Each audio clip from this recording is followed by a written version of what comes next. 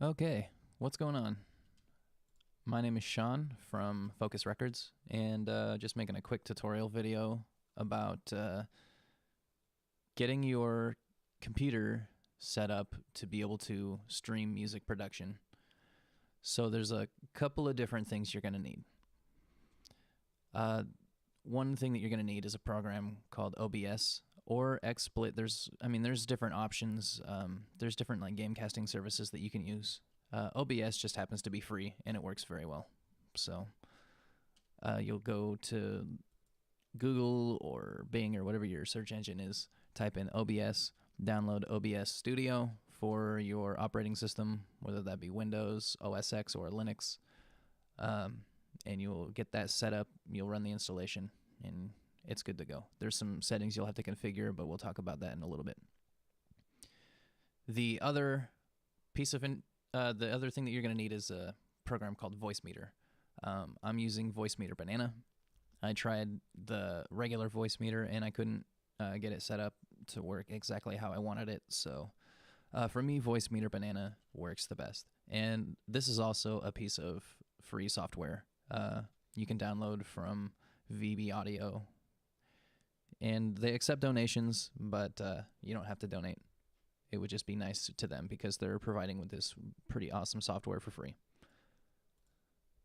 And again, once you download that, you go ahead and install it, and you'll pretty much be set up. You'll have to run the VoiceMeeter application, and when it's open, what you'll need to do is you'll set up.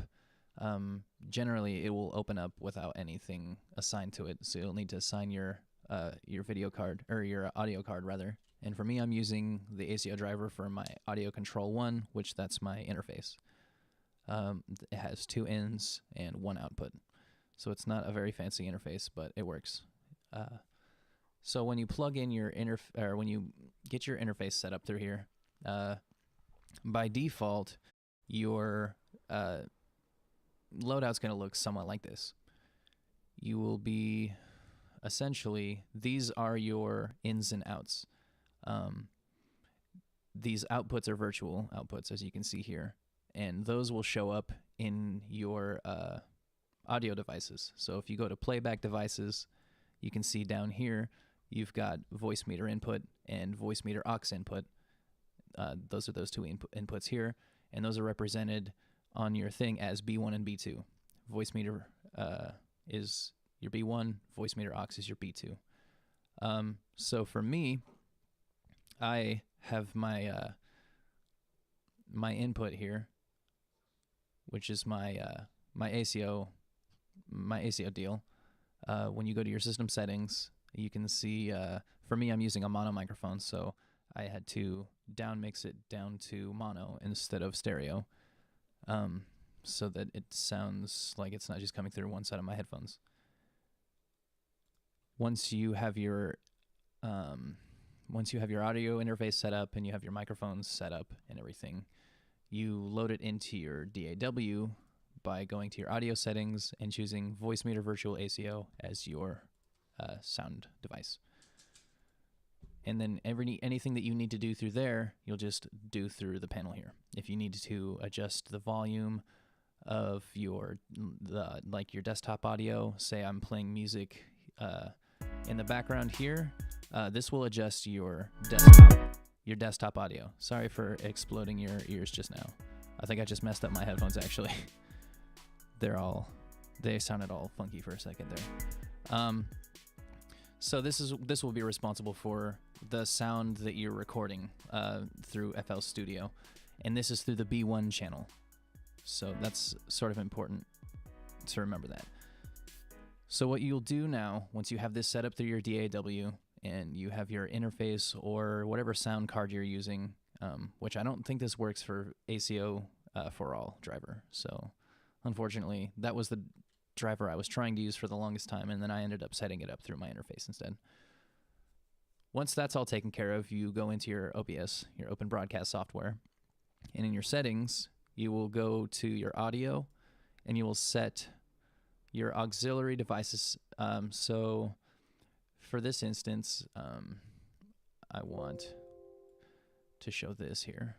B1 is obviously, like I said, where your sound plays through FL Studio. Your music and stuff that's going on in FL Studio plays through the B1 channel. So that's VoiceMeeter output, and you put that as one of your auxiliary devices. And then your microphone, the reason I have this clicked onto B2 down here instead of B1 now is so that when I set B2, which is the aux channel, I set auxiliary as my second audio device. Now I have two separate channels, with the first auxiliary channel being the music portion playing through FL Studio, and then the second auxiliary is my microphone, so that it's not playing the microphone on the same channel as the sound from FL Studio. For instance, if I was to play this, if the mix was too low, or if it was too loud, for let's say I have this adjusted to where I want it. The mix sounds good in my headphones, but on my recording or on my stream on FL Studio, it's too loud. You can adjust the volume for that here. And I can't do that because I have this open, but if it was too loud, then you can drag it down and adjust your volume to where you need it to be. So that's pretty much the gist of how the VoiceMeeter Banana works. The A1 channel is just your monitor channel. So that's this, under your master section, you see A1, and you can see when I talk, this is what I'm hearing through my headphones. Over here is the B2 channel. This is what OBS is hearing. So if I turn this off, you can see that it stops moving over here. I can't hear it through my headphones now, but OBS is still picking it up. So this is just for if you want to be able to hear or monitor your microphone through your headphones, or your speakers if you're using your speakers. Though if you're using your speakers and you are using a microphone, you're going to get feedback, and that's not good for anybody. There is one more thing that you can do with FL Studio and this VoiceMeeter Banana, which my computer, I can't personally do this. I don't have a strong enough processor. But what you can do is you can open up a second instance of FL Studio. So we'll go out to my desktop, open up another FL Studio 64, and what I can do is when I go into the audio settings here, I can turn on, instead of the VoiceMeeter Virtual ACO, you select VoiceMeeter Insert Virtual ACO, and that allows it so that on your mixer channel, you can set your this as your input. So now it's picking up my microphone, and then on your control panel here for VoiceMeeter Banana, when you go into your system settings, if you turn on any of the patches, for instance, if I wanted the left and right insert for the left and right channel for insert 1, which is where my microphone is, I can turn these on, and it'll route the audio from FL Studio. Essentially, the microphone will feed through this FL Studio where I have my microphone, and if I had a compressor or reverb or auto tune, even if I wanted to, it would send the signal through my microphone through this first, and then through here, which actually it's not glitching out on me now, so that's kind of interesting. So yeah, I'll just throw on a picture real quick, and if I do this, I can set this to G sharp, G. So now I can have like a live auto tune effect, or if you're using like the actual auto tune plugin, you can, or whatever. I can have my compressor on here. I think I have a compressor turned on just in my VoiceMeeter here. I have the compressor turned up a little bit because this wasn't working for me earlier.